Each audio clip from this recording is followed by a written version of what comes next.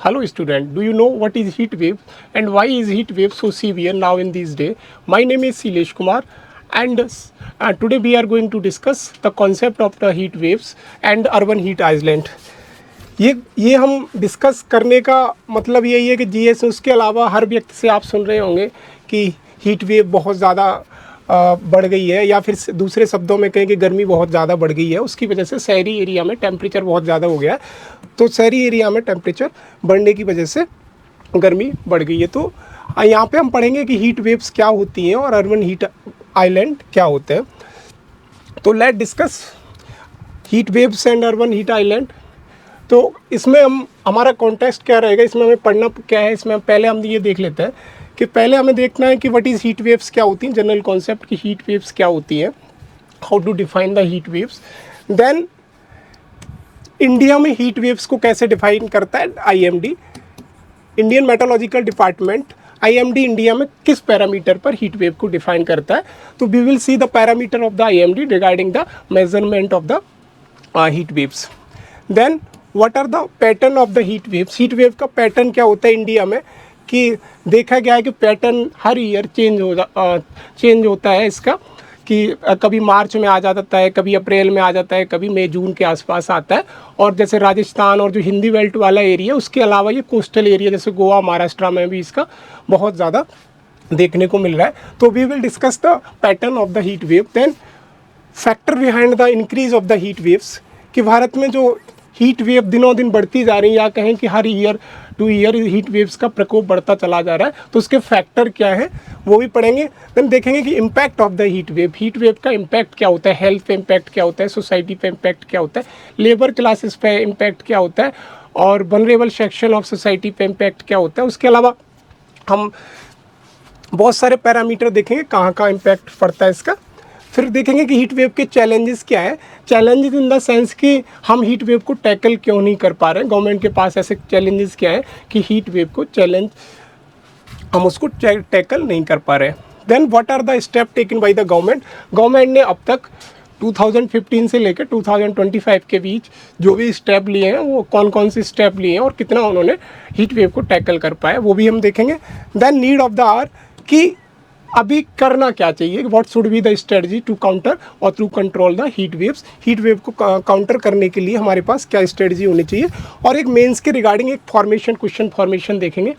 हालांकि इससे कोई डायरेक्ट मेंस में क्वेश्चन नहीं पूछा, लेकिन हमने एक हीट वेव से क्वेश्चन स्ट्रक्चर करने की कोशिश की है, तो इससे हमारा एक कॉन्सेप्ट तैयार हो जाएगा।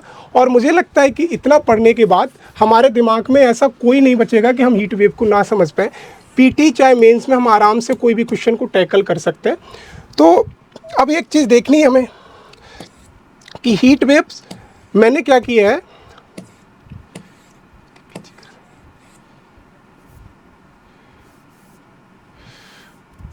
ये देखिए डाउन टू अर्थ का डेटा, डाउन टू अर्थ से मैंने सारे कॉन्सेप्ट कलेक्ट किए आपके लिए। और ये देख रहे हैं कि स्वेटिंग बहुत ज़्यादा ये न्यूज़ में है, बहुत दिन से 8 से 10 दिन हो गए न्यूज़ में है, तो इसलिए हम डिस्कस कर रहे हैं। और यहाँ पे हमने गवर्नमेंट की वेबसाइट जैसे हेल्थ मिनिस्ट्री का थोड़ा सा डाटा लिया है, देन हमने आईएमडी का थोड़ा सा डेटा लिया है, और बाकी कॉन्सेप्चुअल जो क्लियरिटी है वो हमने डाउन टू अर्थ मैगजीन से ली है। तो हम यहाँ से बिल्कुल एक्यूरेट वे में पढ़ सकते हैं, और पढ़ने के बाद हमारे दिमाग में कोई भी डाउट नहीं बचेगा कि हीट वेव्स क्या होता है और हीट वेव को कैसे टैकल करते हैं।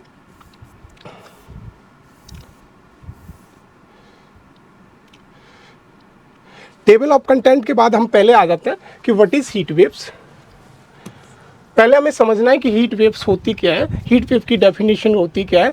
तो सीधा सा ये समझ लिए कि प्रोलॉन्ग पीरियड है, कि बहुत ज़्यादा हमारा टेम्परेचर इंक्रीज़ हो जाए किसी भी सर्टेन रीजन का, और किसी भी सर्टेन टाइम पे, स्पेशली 2 to 5 डेज़ के ड्यूरेशन में, जो अगर हमारा एक नॉर्मल टेम्परेचर से 5 to 6 डिग्री टेम्परेचर इंक्रीज हो जाता है, उस प्रोसेस को हम बोलते हैं हीट वेव्स। तो मैंने सीधा सा डेफिनेशन लिख दिया, a heat wave is a prolong period of the excessive hot and weather where temperature rise above the normal average for a reason.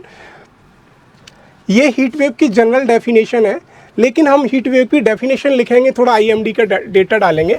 तो आईएमडी ने हीट वेव्स इंडिया में कैसे डिफाइन की जाती हैं as per the IMD, Indian meteorological department. Indian meteorological department कहता है कि उन्होंने 3 क्राइटेरिया बांटे for the plains. Plain area में अगर टेम्परेचर बढ़ रहा है हीट वेव की वजह से तो वहाँ पे कैसा होगा, कोस्टल एरिया में अगर टेम्परेचर बढ़ रहा है तो वहाँ पे हम पैरामीटर अलग है। देन हिली एरिया और माउंटेन एरिया में अगर टेम्परेचर बढ़ रहा है 2 डे और 2 डे से ज़्यादा, मतलब 2 डे या 2 डेज के ज़्यादा का ड्यूरेशन में अगर टेम्परेचर बढ़ रहा है एक सर्टेन नॉर्मल टेम्परेचर से ऊपर, तो हम उसे हीट वेव्स कहेंगे।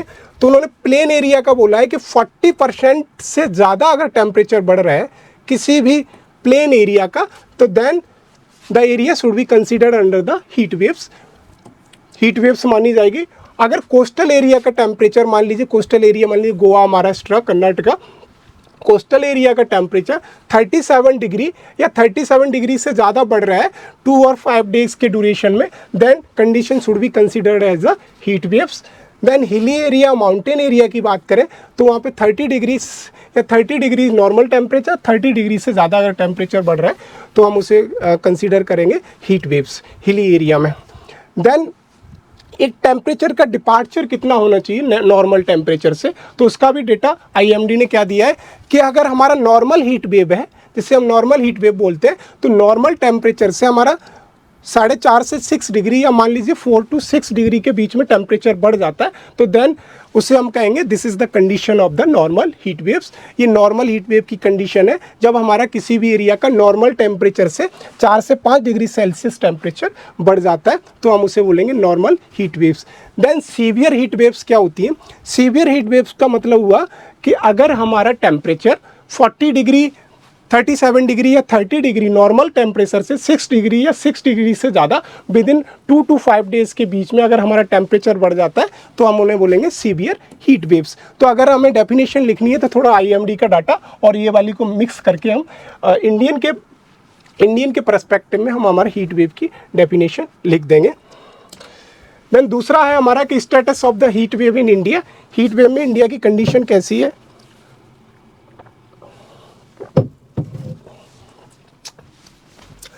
तो देखो, जैसा कि डिजास्टर मैनेजमेंट की वेबसाइट पे पढ़ा है या मान लीजिए कि आईएमडी की उससे पढ़ा है, वहाँ लिखा हुआ है कि 57% of the Indian district are now classified as the heat prone area. Indian की जो डिस्ट्रिक्ट है 57% वो heat prone area, specially north west India या नॉर्थन इंडिया की जो डिस्ट्रिक्ट्स हैं वो हीट प्रोन एरिया में आती है। तो अगर हमको यहाँ पे वो लिखना है तो हम ऐसे करके मैप बना के और नॉर्थ वेस्ट इंडिया या नॉर्थन इंडिया की डिस्ट्रिक्ट शो कर सकते हैं। राजस्थान हो गया, मध्य प्रदेश हो गया, अपना यूपी हो गया, दिल्ली हो गया, पंजाब हो गया, हरियाणा हो गया, इस एरिया को हम वहाँ पे लिख सकते हैं। तो हमारा 57% डिस्ट्रिक्ट जो है अंडर द हीट वेव है। Then 76% of population are affected by the heat waves. North India, north west India, coastal India, Maharashtra हो गया, अपना गुजरात हो गया या अपना गोवा हो गया, कर्नाटका होगा, ऑल ओवर अगर देखा जाए तो 2025 का ये डेटा कहता है कि अप्रॉक्स 75 और 76% population of Indian are affected by the heat wave से अफेक्टेड है। Then expansion of the heat wave of India. Expansion का मतलब हीट वेव का जो स्टेटस है, अगर देखा जाए 2015 से लेके हीट वेव्स धीरे धीरे अपना दायरा बढ़ा रही है। दायरा इन द सेंस उसकी एरिया बढ़ रही है कि राजस्थान से यूपी की तरफ, यूपी से बिहार की तरफ। नाउ हीट वेव 2025 में देखा गया कि हीट वेव कोस्टल एरिया मैंने कहा महाराष्ट्र, गोवा, कर्नाटका, इन एरिया में भी फैलने लगी है या बढ़ने लगी है। और इस नॉर्थ ईस्ट एरिया में भी ये हीट वेव बढ़ने लगी है। North east area, Assam, Meghalaya, Tripura, Mizoram, इन एरिया में भी हीट वेव का प्रकोप देखने को मिल रहा है। तो इसका हीट वेव का जो एक्सपेंशन है वो बढ़ता चला जा रहा है ईयर टू ईयर। देन अगर हम देखें कि सिंस 2010 से लेकर 2025 तक अप्रॉक्स 4600 डेथ हो चुकी हैं as per the ministry of health ministry के अनुसार अब तक 4600 डेथ हीट वेव की वजह से हो चुकी है। ये डेटा वेरिएशन भी हो सकता है, लेकिन मैंने हेल्थ मिनिस्ट्री से निकाला हुआ है तो वहाँ 4600 से 4700 के बीच में लिया हुआ है। इतनी डेथ हो चुकी है। और सबसे बड़ी है कि early shifting of the heat wave period. और हमने ये भी देखा गया है कि इंडिया में जो हीट वेव का पीरियड है वो शिफ्टिंग करता हुआ जाता है। अर्ली शिफ्टिंग का मतलब ये हुआ कि अगर पहले हीट वेव अगर मान लीजिए कि अप्रैल में आ रही थी तो इस साल मार्च में आ गई, या मान लीजिए कि उससे पहले भी अगर जून में आ रही थी तो अप्रैल में आने के लिए, तो धीरे धीरे इसका early shifting of the heat waves हो रहा है। तो दूसरे शब्दों में ये कहें कि गर्मी का जो प्रकोप है वो इन कारणों, इंडिया में इनका जो है कि उनका जो स्टेटस दिनों दिन चेंज होता चला जा रहा है। तो ये हमारा एक status of the heat wave in India. ये डेटा हमारा काम आ सकता है अगर हम मैप बना के मेंस में अगर क्वेश्चन लिखेंगे तो वहाँ से ये हम क्वेश्चन बना सकते हैं। अब ये कुछ फैक्टर हैं कि why is heat waves increasing in India. Heat waves का जो प्रकोप है, या दूसरे शब्दों में कहें गर्मी का जो प्रकोप है इंडिया में क्यों बढ़ रहा है, तो उसके कुछ नेचुरल रीज़न है, प्राकृतिक रीज़न है, कुछ मैन मेड रीज़न है। तो पहले हम नेचुरल रीज़न देखते हैं कि नेचुरल रीज़न क्या हो सकते हैं। पहला नेचुरल रीज़न है high atmospheric pressure. High atmospheric pressure का मतलब ऐसे समझिए कि अगर ये कोई एरिया है, इस एरिया में होता क्या है कि ठंडी हवाएं, ज़्यादातर ठंडी हवाएं ऊपर से नीचे की तरफ आएंगी, ऊपर से नीचे की तरफ आएंगी, ठंडी हवाएं बैठेंगी, गर्म हवाएं उठेंगी। कोल्ड विंड नीचे की तरफ बैठेंगी, सबसाइड करेंगी और वो राइज करेंगी। लेकिन क्या होगा कि ड्यू टू द प्रेशर, अगर यहाँ पे मान लीजिए कोई प्रेशर क्रिएट हो गया कि जो हवाएं उठ रही हैं उनको वो ऊपर जाने को रोक रही है, तो क्या होगा कि वो एक ऐसे करके एक सर्कुलर मोशन में आर्क क्रिएट हो जाएगा। तो वो जो गर्म हवाएं उठ रही थी वो हवाएं उठने की बजाय उसी सर्कुलेशन में आती रहेंगी, तो धीरे धीरे वही गर्म हवाएं गर्म होती रहेंगी ड्यू टू द प्रेशर। इस प्रोसेस को हम बोलते हैं heat dome.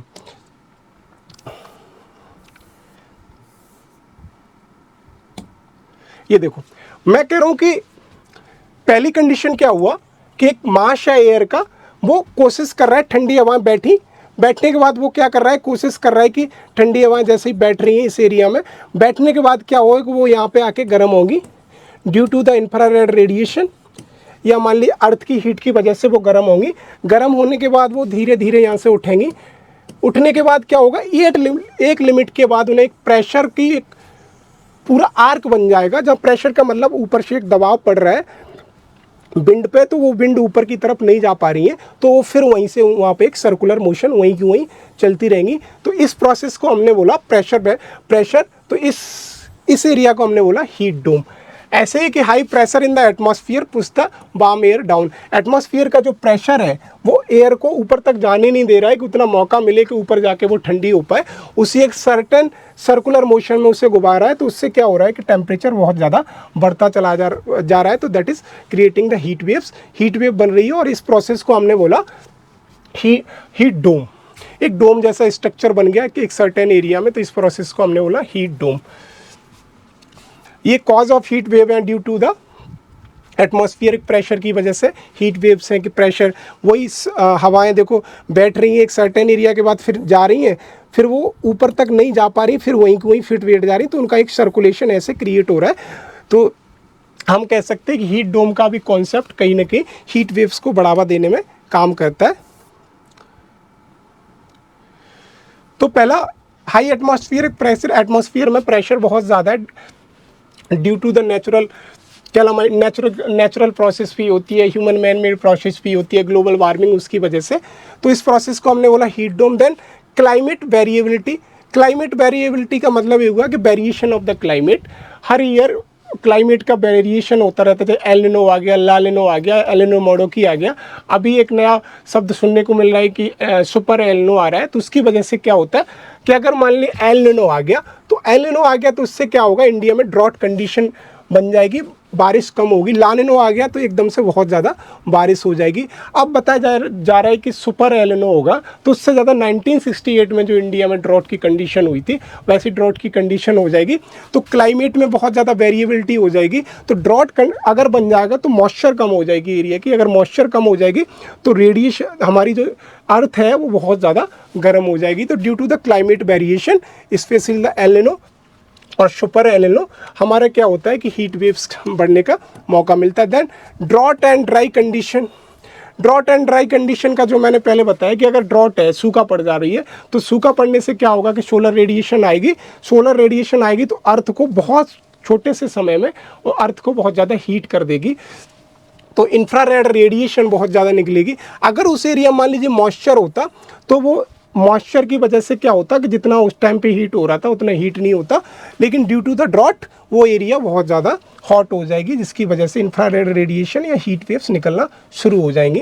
Then change in the wind pattern, wind का पैटर्न चेंज हो जाता है, उसकी वजह से भी हीट वेव में बहुत ज़्यादा प्रभाव देखने को मिलता है।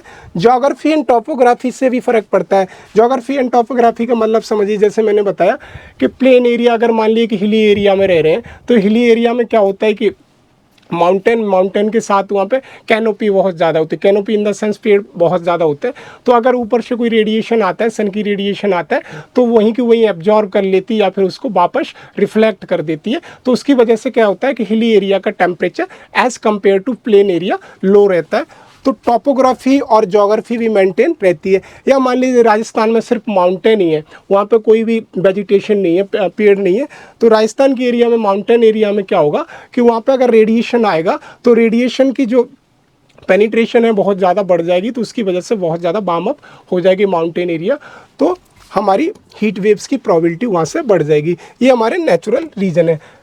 अब हमारे आते हैं कुछ मैन मेड फैक्टर या anthropogenic factor.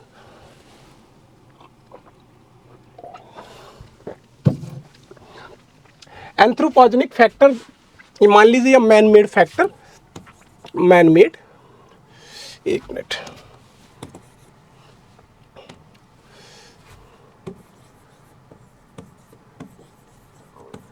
Man made factor, तो उनसे क्या होता है, मैन मेड फैक्टर का मतलब कि जो हम लोग जो डिफॉरेस्टेशन करते हैं, माइनिंग करते हैं, या मान लीजिए कि हम अर्बनाइजेशन कर रहे हैं या कोई भी ऐसी इंडस्ट्री वगैरह लगा रहे हैं, उसकी वजह से हमारे एनवायरनमेंट को कहीं ना कहीं नुकसान पहुंच रहा है, तो उसकी वजह से हीट वेव्स को ही मिलता है।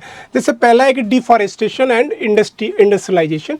डिफॉरेस्टेशन का मतलब ऐसे समझिए कि हम पेड़ काट रहे हैं, तो पेड़ों से क्या होता है कि जो हमारी सन की रेडिएशन आती है उसकी कैनोपी अब्जॉर्ब कर लेती है या फिर उसको बैक रिफ्लेक्ट कर देती है, तो धरती तक आने में उसे टाइम लगता है या बहुत कम आ पाती है। लेकिन अगर हम पेड़ ही काट देंगे तो हमारा जो धरती का जो रेडिएशन है वो बढ़ जाएगा, या दूसरे शब्दों में कहें हीट वेव का प्रकोप बढ़ जाएगा। इंडस्ट्रियलाइजेशन का मतलब अगर कहीं पे भी इंडस्ट्री लगाएंगे तो डिफॉरेस्टेशन तो करेंगे, तो डिफॉरेस्टेशन के अलावा इंडस्ट्रियलाइजेशन एरिया से हम जो भी कॉयल यूज़ करते हैं या डीजल यूज़ करते हैं या मान लीजिए कोई भी यूज़ करते हैं, तो इंडस्ट्री से भी हमारा वेस्ट निकलते हैं। इंडस्ट्री भी आसपास के वातावरण को वार्म अप कर देती है। सो deforestation and industrialization is also a element for the heat waves. And urban heat island का कॉन्सेप्ट समझिए। अर्बन हीट आइलैंड का मतलब ये हुआ कि as compare to rural area the temperature of the urban area is high. मतलब कैसे कि अगर मान लीजिए कि ये अर्बन एरिया है, ये एक रूरल एरिया है, ये दो एरिया है, इस एरिया का टेम्परेचर अगर 40 है तो इस एरिया का टेम्परेचर 35 होगा। तो ये एरिया जो रूरल एरिया है और अर्बन एरिया है, उसका टेम्परेचर में जो वेरिएशन आता है due to the heat wave, उस प्रोसेस को हम बोलते हैं अर्बन हीट आइलैंड। इसको ऐसे समझिए, नहीं डाला, ये गया। अर्बन हीट आइलैंड का मतलब ऐसे हुआ कि अगर ये मान लूँ कि ये अगर मैं ऐसे कर दूं, ये एरिया अर्बन एरिया है, दैट इज ये एरिया रूरल एरिया, ये ग्रामीण क्षेत्र, ये शहरी क्षेत्र है। तो क्या होगा कि शहरी क्षेत्र में as compare to the rural area वहाँ पे बहुत ज़्यादा कंक्रीट का काम होता है, इंफ्रास्ट्रक्चर बहुत ज़्यादा होता है, डिफॉरेस्टेशन भी होता है कि अर्बनाइजेशन होगा तो डिफॉरेस्टेशन होगा। उसके अलावा वहाँ पे इंडस्ट्रीज़ वगैरह होती हैं। लेकिन यही काम अगर देखा जाए तो रूरल एरिया में क्या होता है, पेड़ बहुत ज़्यादा होते हैं, एग्रीकल्चर भी बहुत ज़्यादा होता है, और वहाँ पे तालाब, पौंड, नहरें वगैरह भी पाई जाती हैं, तो या फिर कहें कि वेटलैंड भी पाई जाती हैं। तो उसकी वजह से क्या होता है कि वहाँ का जो हीट वेव का प्रकोप है वहाँ पे कम हो जाता है, या कहें कि एब्जॉर्ब कर लेती है ग्रीनरी या वेटलैंड वगैरह, और उसे एब्जॉर्ब करने के बाद सर्टेन टाइम लिमिट के बाद रेडिएट कर देती है। यही जब सरफेस यहाँ पे क्या होगा, यहाँ पे अगर मान लीजिए कि बहुत सारी बिल्डिंग है अर्बन एरिया में, तो अगर ऊपर से सोलर रेडिएशन आ रहा है तो कंक्रीट की ऑलरेडी बिल्डिंग है तो वो एब्जॉर्ब करेंगी, एब्जॉर्ब करने के बाद सर्टेन टाइम लिमिट के बाद उसे रेडिएट करना शुरू कर देंगी। तो रेडिएट करना शुरू कर देंगी आसपास की एरिया, तो वहाँ का टेम्परेचर बढ़ जाएगा।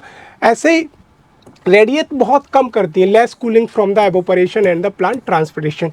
तो अगर मान लीजिए वहाँ पे प्लांट ही नहीं है, या मान लीजिए वहाँ पे ग्रीनरी नहीं है, ग्रीन स्पेस ही नहीं है, तो इस एरिया को कूलिंग करने में बहुत ज़्यादा टाइम लगेगा, या बहुत कम कूलिंग होगी। कौन सी? Urban area.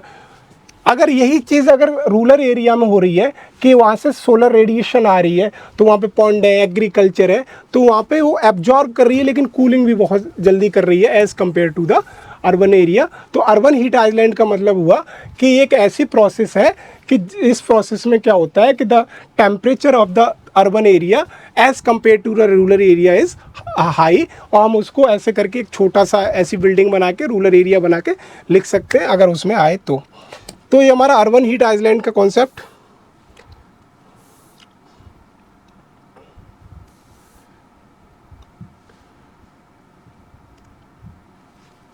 Urban heat island का मतलब कॉन्सेप्ट हमने समझा कि as compare to the rural area the temperature of the urban area is always high.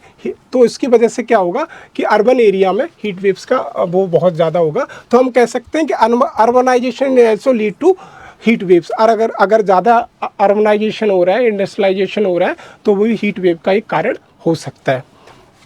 Then rapid and urbanisation, ये हमने पहले ही कर दिया कि रैपिड एंड अनप्लान्ड है। अनप्लान्ड अर्बनाइजेशन, कि हम अर्बनाइजेशन शहरीकरण बहुत ज़्यादा हो रहा है, जिससे डिफॉरेस्टेशन हो रहा है, इंक्रोचमेंट ऑफ द वेटलैंड हो रहा है। या मान लीजिए कि हाँ अनप्लान्ड है, कि अनप्लान्ड का मतलब हमारा कोई प्लान नहीं है, इसमें हम failure of the urban governance की वजह से अनप्लान्ड एंड अर्बनाइजेशन होता है। Then air conditioning and the refrigeration, अगर मान लीजिए कि अगर हीट वेव बहुत ज़्यादा नेचुरल तरीके से पड़ रही है, तो शहरी एरिया में क्या होता है, एसी वगैरह बहुत ज़्यादा यूज़ होती है as compare to rural area. तो एयर कंडीशनिंग और रेफ्रिजरेशन भी एक बहुत बड़ा कारण है इसमें हीट वेव बढ़ाने में। Then greenhouse effect, greenhouse effect का मतलब ये हुआ कि इंडस्ट्रियलाइजेशन की वजह से इंडस्ट्री लगने के बाद क्या हुआ कि एक ग्रीन हाउस इफेक्ट, एक गैसेस, मान लीजिए एक तरह की गैस है, वो हमारे एटमॉस्फेयर में ऐसे ट्रैप करके रख दी है कि अगर जैसे ही नीचे से अगर इंफ्रारेड रेडिएशन जाएगी तो उसको ऊपर तक जाने ही नहीं देती, ट्रैप कर लेती है। तो उसकी वजह से क्या होगा कि हमारा एरिया का टेम्परेचर, अगर मान लीजिए एक तरीके डोम अगर क्रिएट हो गया due to the greenhouse effect, तो अगर नीचे से सोलर इंफ्रारेड रेडिएशन अगर रिफ्लेक्ट करके वापस आ रही है, तो एक सर्टेन टाइम के बाद क्या होगा कि वो वहाँ पे डोम के नीचे ऐसे सर्किट रहेगी due to the global warming effect या ग्रीन हाउस इफेक्ट। तो ये हमारा एंथ्रोपोजेनिक रीजन है, इनकी वजह से हीट वेव को बढ़ावा मिलता है। देन हमारा impact of the heat wave, कि हीट वेव का इम्पैक्ट क्या होता है। अब इस टॉपिक को वो इन्वायरमेंट से भी पूछ सकता है, और ज्योग्राफी में भी पूछ सकता है, सोसाइटी में भी पूछ सकता है, और साइंस एंड टेक का हेल्थ इशू में भी रिलेट करके पूछ सकता है। तो सबसे पहले देखिए कि इम्पैक्ट पहला क्या होगा कि हेल्थ इशू, हेल्थ की जो प्रॉब्लम है बहुत ज़्यादा बढ़ जाएंगी। क्यों बढ़ जाएंगी? हीट क्रैम्प्स की वजह से बढ़ जाएंगी। हीट स्ट्रोक का मतलब ऐसे समझो, इसकी वजह से क्या होगा, हार्ट अटैक के चांसेस बढ़ जाएंगे, ब्लड प्रेशर के चांसेस बढ़ जाते हैं। और ये डिहाइड्रेशन, हाइपरथर्मिया, ये मतलब प्रेशर वगैरह, एंजाइटी, फेलियर ऑफ द कोई भी लीवर अगर फेलियर कर जाता है, या मान लीजिए कि आपका डिहाइड्रेशन वगैरह की प्रॉब्लम, हेल्थ इशू क्रिएट हो जाता है due to the urban heat effect. Then energy consumption में क्या होगा कि मान लीजिए कि अगर हीट वेव बहुत ज़्यादा हो गई है, तो हम अपने एरिया को या हाउसेस को कूल करने के लिए एसी का यूज़ करेंगे, डेजर्ट कूलर का यूज़ करेंगे, पंखों का यूज़ करेंगे। तो उससे हमारा क्या है, तो प्रोडक्शन ऑफ द एनर्जी बढ़ेगा। तो प्रोडक्शन ऑफ द एनर्जी बढ़ जाएगा। तो अगर प्रोडक्शन ऑफ द एनर्जी बढ़ जाएगा तो इससे क्या होगा, ये लेबर की बात कर रहा है, ये लेबर प्रोडक्टिविटी की बात कर रहा है। लेबर प्रोडक्टिविटी का मतलब ये हुआ कि अगर हीट वेव बढ़ जाएगी, तो हीट वेव से जो इनफॉर्मल सेक्टर में काम करने वाले लोग हैं, तो उन्हें तो डेली बेसिस पे काम करते हैं, तो अगर वो काम करने जाएंगे तो उनकी प्रोडक्टिविटी बढ़ जाएगी। कि जैसे मान लीजिए अगर वो 8 घंटे काम करते थे, तो 8 घंटे में अगर उनकी इफ़िशियंसी, मान लीजिए एक सर्टेन इफ़िशियंसी आ रही थी कि 80% वो काम कर रहे थे, अब उनकी इफ़िशियंसी 80 से वो 60 भी हो सकती है। तो वही है कि अगर हीट वेव्स का प्रकोप ज़्यादा होता है तो productivity of the labour classes घट जाती है। एज पर द ILO का डाटा है कि अगर 34% डिग्री 34 डिग्री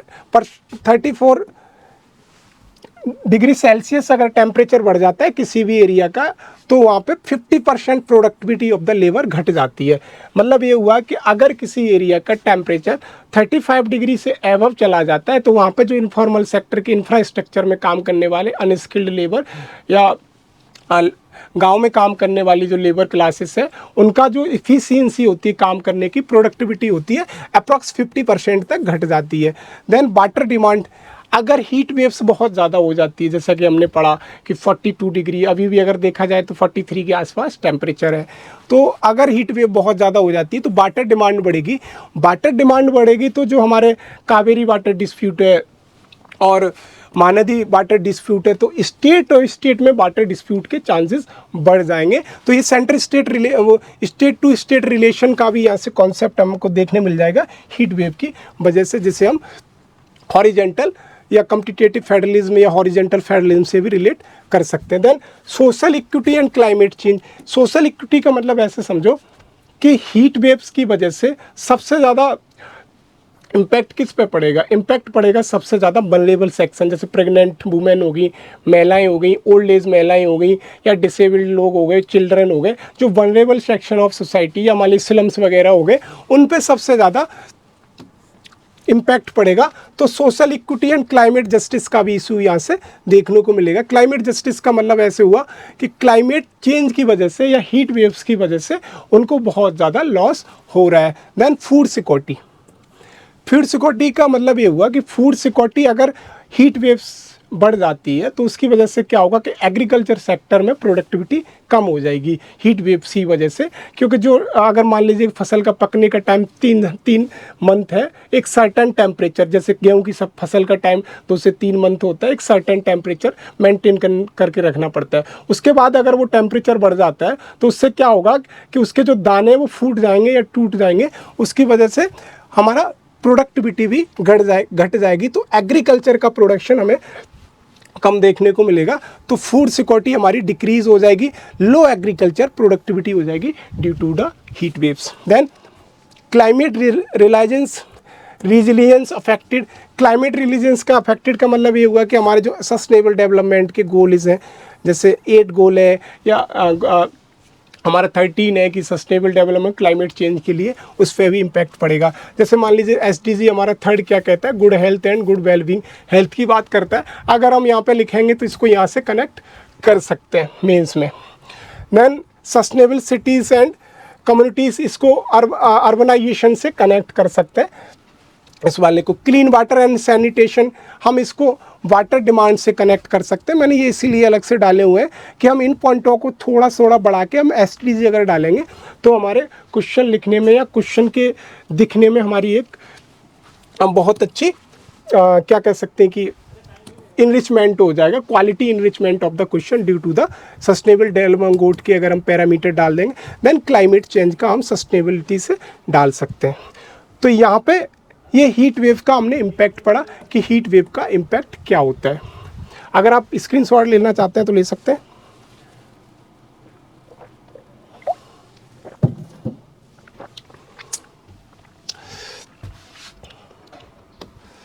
नाउ हम देखते हैं कि what is the challenge behind the government के पास या हमारे पास चैलेंजेस क्या है। अगर मान लीजिए कल को हम ही अगर सिस्टम में पहुंच जाते हैं, जैसे IPS IAS पहुंच जाते हैं, तो पॉलिसी फॉर्मेशन के लिए हम ही गवर्नमेंट मान लेते हैं थोड़ी देर के लिए, तो हमारे पास चैलेंजेस क्या है, हाउ टू मतलब क्यों नहीं टैकल कर पा रहे हैं हम हीट वेव की समस्या को। तो पहला चैलेंज तो जो हमने बताया कि इसका early and unpredictable onset of the heat waves, कि मान लीजिए पहले अप्रैल में आया था, इस बार मार्च में आ गया, उससे पहले मई में आया था, उससे पहले अप्रैल में आ गया, तो उनका जो onset of the heat wave है वो फिक्स नहीं है कब आएगा।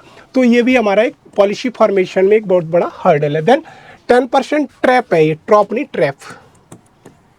ट्रैप का मतलब कि अभी हमारा जो हीट वेव है under the disaster management act 2005 के अंदर ये कहीं मेंशन नहीं है कि डिजास्टर मैनेजमेंट में कि हमारा हीट वेव एक नोटिफाइड डिजास्टर है, तो उसकी वजह से क्या होता है कि स्टेट के पास एक बाउंडेशन होती है कि 10% से ज़्यादा पैसा हीट वेव में खर्च ही नहीं कर सकते डिजास्टर मैनेजमेंट फंड से। तो ये 10% की जो ट्रैप है स्टेट गवर्नमेंट के पास कि स्टेट डिजास्टर मैनेजमेंट फंड उनके पास जो होता है उसमें से सिर्फ और सिर्फ 10% पैसा ही ऑन द हीट वेव खर्च कर सकते हैं, क्योंकि हीट वेव्स जो है वो notified disaster under the disaster management act नहीं है। Then high vulnerability of informal worker, जो इनफॉर्मल वर्कर है अप्रॉक्स 75%। इनफॉर्मल वर्कर का मतलब ऐसे समझिए वो डेली वेजेस पे काम करते हैं, इंफ्रास्ट्रक्चर में काम करते हैं, डेली कंपनी में काम करते हैं, जूते की फैक्ट्री में काम करते हैं, स्ट्रीट वेल्डर है, ठेला लगाते हैं, या बहुत सारे ऐसे हैं, या मान लीजिए कि एग्रीकल्चर सेक्टर में, इनफॉर्मल सेक्टर में जो काम करते हैं, जो डेली वेजेस पे कमाते हैं और खाते हैं। तो उन लोगों को अगर हम कहें कि नहीं, आपका जो हीट वेव का ड्यूरेशन है 11 बजे से लेकर 3 या 4 बजे तक, इस टाइम पे आपको घर से बाहर नहीं निकल सकता है, तो how to control these people informal sector में, कि उनका काम का टाइम तो वही होता है, तो इन लोगों को कैसे कंट्रोल कर पाएंगे। दैट इज 75% अप्रॉक्स पॉपुलेशन होती है जो इनफॉर्मल सेक्टर पे डिपेंड है। Then unequal and disproportionate impact of the women. और दूसरा ये है कि अगर हम मान लीजिए पॉलिसी फॉर्मेशन करें, तो पॉलिसी फॉर्मेशन में हीट वेव में सबसे पहले समस्या क्या आती है कि वुमेन पे अलग प्रभाव इसका होता है, एल्डर पीपल पर अलग प्रभाव होता है, चिल्ड्रन पे अलग प्रभाव होता है। तो हम कैसे सेग्रीगेट करेंगे इनको, वुमेन को, एल्डर को, और जो माइग्रेट पीपल हैं, जो जैसे मान लीजिए बम्बई में जाके रहने लगे या दिल्ली में जाके रहने लगे, तो उसकी वजह से जो माइग्रेट पीपल हैं उनको हम कैसे डिफाइन या कैसे सेग्रीगेट कर पाएंगे पॉलिसी फॉर्मेशन के टाइम पे। तो ये भी हमारे पास एक हर्डल है। देन पार्शियल एंड इम्प्लीमेंटेशन था हीट एक्शन प्लान। गवर्नमेंट एक हीट एक्शन प्लान लाई थी, उसमें से करीब 23 स्टेट ने लागू किया, देन 140 सिटीज़ में लागू किया, लेकिन due to the lack of fund ये पूरी तरह इम्प्लीमेंट नहीं हो पाया, क्योंकि ये डिजास्टर मैनेजमेंट से स्टेट सिर्फ 10% ही ले सकती है। तो ये भी कहीं ना कहीं हमारा देखना है, कुछ स्टेटों ने या कुछ डिस्ट्रिक्ट में या सिटीज़ में लागू हुआ, इम्प्लीमेंट हुआ, तो ये पार्शियल इम्प्लीमेंटेशन है due to the lack of the fund. और एक और लास्ट में अगर ये पॉइंट डालते हैं, insufficient and public awareness and risk communication. India में क्या देखा जाता है कि पब्लिक में इतनी ज़्यादा अवेयरनेस नहीं है कि हीट वेव्स की वजह से क्या क्या प्रॉब्लम हो सकती है। और दूसरा अगर देखा जाए तो अगर हम ये कहें कि अगर हम पब्लिक को इन्फॉर्म करें कि सस्टेनेबल डेवलपमेंट पे काम करो, कंक्रीट का कम यूज़ करो और व्हीकल का कम यूज़ करो इस टाइम पे, तो पब्लिक नहीं मानेगी। तो सबसे बड़ा हर्डल तो यही है कि insufficient and public awareness, public में इतनी ज़्यादा अवेयरनेस नहीं है। अगर मान लीजिए अगर मैं कहूँ कि गवर्नमेंट कहे कि पॉलिसी फॉर्मेशन ऐसा किया जाता है कि 2 से 3 महीने हीट वेव्स के टाइम पे, 2 महीने अप्रॉक्स, हम व्हीकल्स की जो डेंसिटी है एरिया में, डेंसिटी को कम कर देते हैं। तो जो लोग हैं, आम लोग रोड पे आ जाएंगे कि सरकार हमें गाड़ी चलाने से रोक रही है, तो लोगों में इसके रिगार्डिंग, हीट वेव्स की रिगार्डिंग बहुत ज़्यादा अवेयरनेस नहीं है। तो ये हमारे challenges to address the heat waves हो जाते हैं।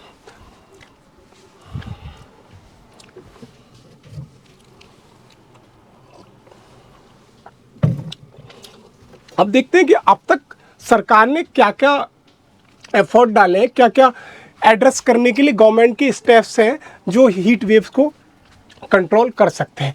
तो पहला तो हीट एक्शन प्लान गवर्नमेंट लाई थी 2013 में, तो उससे क्या हुआ, रिवाइज्ड अपडेट बार बार कर रही है, action goals time and situation के अनुसार टारगेटेड डिफाइन करती है बार बार इसको। तो ये हीट एक्शन प्लान जो हमारा 2013 में आया, पहला तो ये गवर्नमेंट ने बुलाया। देन पब्लिक हेल्थ प्रिपेयर्डनेस, कि हमारी हेल्थ मिनिस्ट्री है जो डेटा कलेक्ट कर रही है सिंस 2010 से लेके कि कब तक कितनी डेथ हीट वेव्स की वजह से भारत में कितनी डेथ हुई, कितने लोग परेशान हुए या कितने लोग को हीट स्ट्रोक हुआ, एंजाइटी वगैरह, उनका एक हेल्थ का डाटा कलेक्ट करती है हेल्थ मिनिस्ट्री। जो लोकल जो आशाएं हैं या लोकल ब्लॉक लेवल पर जो भी डिसेंट्रलाइज लेवल पर जो भी डॉक्टर की टीम काम करती है ग्रास रूट लेवल पर, उनके थ्रू। Then focus on the vulnerable group. Vulnerable group जैसे वुमेन पे, चिल्ड्रेन पे या माइग्रेंट पे फोकस करते हैं। होता क्या है कि बच्चों के जो स्कूल होते हैं प्राइमरी लेवल तक, वो एज़ कम्पेयर टू 12th या 11th-12th से पहले बंद कर दिए जाते हैं हीट वेव के टाइम पे। तो ये भी देखा जाता है कि महिला, प्रेग्नेंट महिला है, उनके लिए प्रॉपर सैनिटेशन वगैरह या मान लीजिए शेल्टर वगैरह प्रोवाइड किया जाता है। अवेयरनेस कैंपेन चलाती है with the help of Asha and local doctors, जो ग्रामीण में जाकर लोगों को हीट वेव्स के बारे में बताते हैं और बताते हैं कि हमें पानी पीना चाहिए, छाछ पीनी चाहिए या हमें ठंडा बना रहना चाहिए। और 11 बजे से लेके हमको 3 बजे के आसपास इस टाइम पे घर से कम निकलना चाहिए। तो ये भी अवेयरनेस कैंपेन चला रही है। Then focus on the community, हमारी एक कम्युनिटी पे भी फोकस करते हैं, लोकल गवर्नमेंट को, लोकल पीपल को इंगेज करके, जैसे मैंने कहा आशा को या लोकल ग्राम पंचायत ऑफिसर को लेके वहाँ पे जाके हम लोकल लेवल पे भी ये काम कर रहे हैं। अब हमें ये बात आती है कि फोकस क्या करना चाहिए।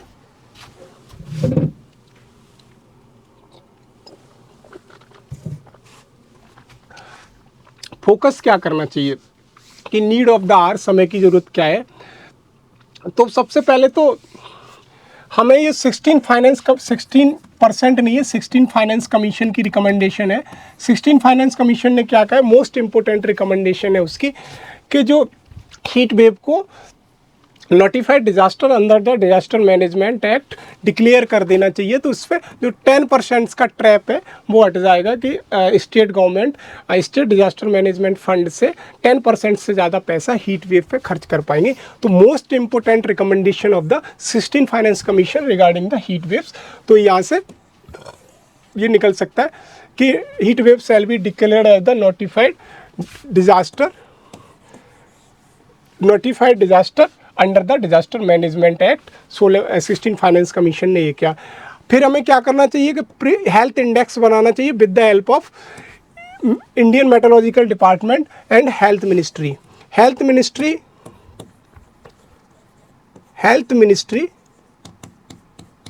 एंड इंडियन मेट्रोलॉजिकल डिपार्टमेंट दोनों मिलकर एक हेल्थ इंडेक्स बनाए जिन पर हीट वेव के सारे पैरामीटर बनाए कि what should be done, what should not be done, और उनको proper implementation grass root level पे किया जाए।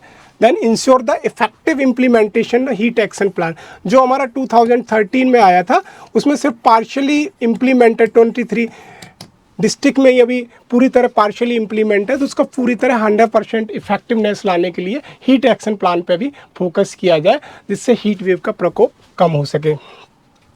और ये कि with the help of the IMD हम early warning and forecasting system कर सकते हैं कि लोगों को पहले से इन्फॉर्म कर दिया जाए कि इस ड्यूरेशन से लेके इस ड्यूरेशन के बीच में हीट वेव का प्रकोप बढ़ने वाला है, हीट वेव आने वाली है। और फिर आता है कि हीट वेव रिजलेंट इंफ्रास्ट्रक्चर बनाना चाहिए। कैसे बनाना चाहिए कि जो हम कंक्रीट का काम कर रहे हैं उसको थोड़ा सा हमें कच्चा काम करना चाहिए कि रेदर देन टू कंक्रीट। और दूसरा हमें वाइट पेंट का ज़्यादा यूज़ करना चाहिए हाउसेस में, जो हमारी रूफ वगैरह उसे रिफ्लेक्टिव पेंट का यूज़ करना चाहिए कि वो जो अगर सोलर रेडिएशन आती है तो वो रिफ्लेक्ट हो जाए। उसके अलावा energy of efficiency bureau of energy efficiency bureau of energy efficiency का जो डेटा है उसमें कहता है कि हमें सस्टेनेबल हाउसिंग इंफ्रास्ट्रक्चर अपनाना चाहिए। उससे क्या होगा कि हमारा हाउस भी कूल रहेगा और हीट वेव का प्रकोप कम होगा। और दूसरा है urban forestry and green space. Urban forestry का मतलब ये हुआ कि अर्बन एरिया में जितने भी हो सके जो खाली लैंड पड़ी हुई है, जो या कहें कि जो बैरन लैंड पड़ी हुई है अर्बन एरिया में, उसमें हमें हमें प्लांटेशन करना चाहिए जिससे ग्रीन स्पेस हमारा बढ़ जाएगा। तो ग्रीन स्पेस बढ़ जाएगा तो उससे क्या होगा कि हमारी हीट वेव का प्रकोप भी कम देखने को मिलेगा। Then adaptation of the energy efficient solution. Energy efficient solution का मतलब ये हुआ कि हमें जो हम AC का यूज़ कर रहे हैं उसका कम कर देना चाहिए। और डेजर्ट कूलर, जिससे हम नॉर्मल कूलर की बात करते हैं, उस डेजर्ट कूलर को चलाना चाहिए। तो तो इससे क्या होगा, AC से क्या होगा, कम करने से कि हमारा जो एनर्जी का जो प्रोडक्शन है वो एनर्जी का जो कंजप्शन है वो भी कम हो जाएगा। और AC जो भी ग्लोबल वार्मिंग में या नॉर्मल गैस रिलीज़ करती है, हीट वेव रिलीज़ करती है, वो भी कम होगी तो हमें डेजर्ट कूलर पे आ जाना चाहिए। देन हमारा long term national policy heat wave से रिगार्डिंग होनी चाहिए जिससे हम हीट वेव को कंट्रोल कर सके, या वेटलैंड कंजर्वेशन पे हमें काम करना चाहिए urban, specially the urban area में, कि जितने भी वेटलैंड है उनका इंक्रोचमेंट बढ़ रहा है उसको रोकना चाहिए और उनको कंजर्वेशन के लिए काम करना चाहिए, तो उससे हीट वेव का प्रकोप कम हो सकता है। तो नीड ऑफ द आर में 6 to 8 पॉइंट है, इनमें से अगर 4 से 5 पॉइंट हमें आ रहे हैं विद द एग्जाम्पल जैसे मैंने बताया कैसे कैसे एग्जाम्पल डाल सकते हैं, तो हमारा यहाँ से ये हो जाता है।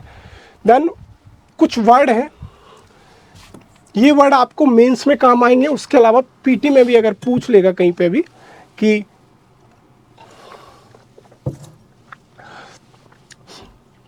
क्या होता है पीटी में, तो अगर मान लीजिए एल्बिडो इफेक्ट, एल्बिडो इफेक्ट का मतलब क्या होता है कि अगर मान लीजिए कि एल्बिडो इफेक्ट है, थर्मल कंफर्ट है, हीट ट्रेंड है, हीट डोम है, अर्बन हीट आइलैंड है, ये 4 से 5 पॉइंट है। एल्बिडो इफेक्ट का मतलब हो गया कि अगर ये मान लीजिए एरिया है और एक एरिया ये आइस एरिया है मान लेता हूँ, और ये ग्रास एरिया है, और ये ऐसे अपनी सैंड एरिया है या बालू की एरिया है, नॉर्मल राजस्थान का डेजर्ट है, ये हमारा आइस एरिया है मान लीजिए जम्मू का। देन ये ग्रीनरी एरिया है नॉर्थ ईस्ट का, ग्रीन एरिया है, और देन ये अपना डेजर्ट एरिया है, डेजर्ट एरिया है। तो अगर सोलर रेडिएशन यहाँ से आया हर एरिया में, तो सोलर रेडिएशन के बाद अगर देखोगे तो इसका जो रेडिएट करने की प्रोसेस है, वापस करने की जो प्रोसेस है, किसकी ज़्यादा, आइस एरिया की। आइस के एरिया में क्या होगा, जहाँ पे बर्फ़ होगी एब्जॉर्ब कम करेगी सोलर रेडिएशन को, रेडिएट ज़्यादा कर देगी, वापस ज़्यादा कर देगी। This process is called as albedo effect. इस प्रोसेस को हम बोलते हैं एल्बिडो इफेक्ट, कि अगर किसी एरिया में कितनी सोलर रेडिएशन आ रही है और कितनी वापस जा रही है, तो उस वापस जाने वाली प्रोसेस को हम बोलते हैं एल्बिडो इफेक्ट। तो अगर ग्रीन एरिया है तो ग्रीन एरिया में क्या होगा कि ग्रीन एरिया में as compare to ice area albedo effect ज़्यादा होगा, सॉरी कम होगा, और ऐसे डेजर्ट एरिया में और ज़्यादा कम होगा।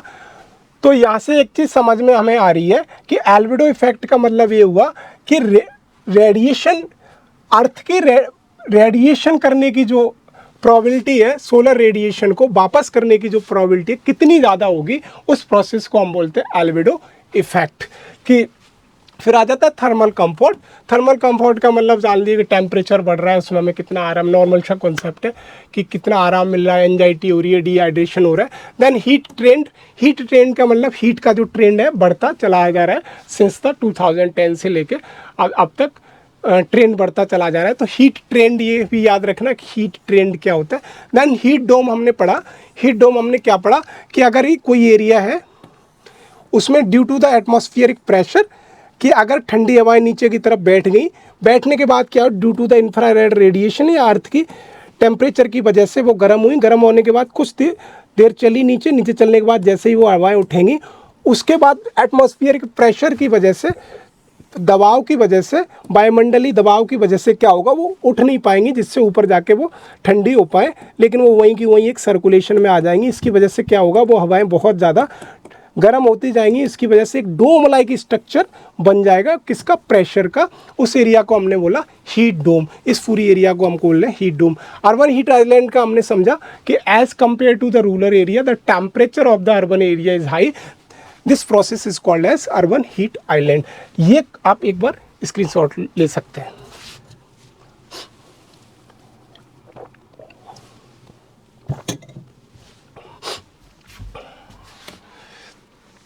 ये अर्बन हीट डोम है, ये हमने देख लिया।